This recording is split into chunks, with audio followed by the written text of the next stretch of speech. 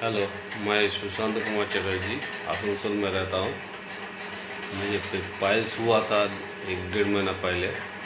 मैं पाइल्स का ये पाइल मैट्रिक्स यूज़ किया, सवेरे 1 गोली और शाम को 1 गोली, और ये तेल यूज़ किया। इसमें मैं 50% कम हुआ, और मैं फिर यूज़ कर रहा हूँ सेकंड। इसमें बोला है कि 3